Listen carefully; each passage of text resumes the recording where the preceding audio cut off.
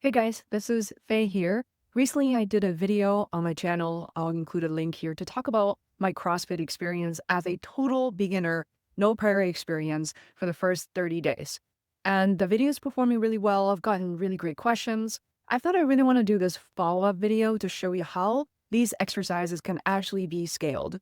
After I scroll through YouTube, did my Google search, literally everything related to CrossFit is somebody you see with body fat percentage under 10%. Whether it's man or a woman, it can be pretty intimidating. So what I want to do is walk around the gym, which is called the Blackstone River CrossFit, and just kind of show you what the setup is. I also want to show you what the bars look like, the weights that they have available. So literally for someone who has never really lifted weights before, you have options down to 8 to 10 pounds. You can use what's called a trainer bar. So there are a variety of weight options for the bar as part of barbell.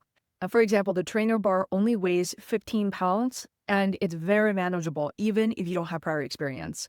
Then you move up to the women's bar. That is 35 pounds, different than the trainer bar. But remember, like, you don't have to start with the standard women's bar. Then there's the men's bar, which weighs 45 pounds, and they're very different. And I'm going to show you how they differ in sizes, in heights. And this is something that I wish I knew, that I could actually see a normal person picking them up and explaining how they work inside a YouTube video.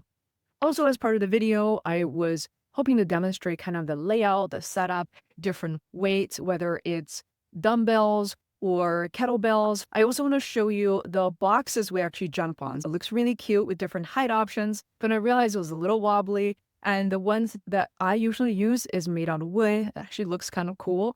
And the 3 different sides actually have very different heights that you can work up towards. Now, what's also daunting for a lot of people, I guess particularly women, is their upper body strength. And you will see a lot of these bars throughout the gym, which means you can practice things like pull-up, strict pull-up. And here I'm demonstrating the different bands that you have available. The bands are different in resistance and thickness, and that means they can hold very different weights that you need. So for example, I'm pointing at this thick green one that's going to take off something like 50, 60 pounds. And when I use it to practice strict pull-up, it's super helpful because it makes it much more possible for me to practice. And having other thinner bands also help with the negatives, which means I'm starting at the top of the pull-up and slowly lowering myself down. I think these are super helpful to know, and to know how to tie them, you just need to practice a few times.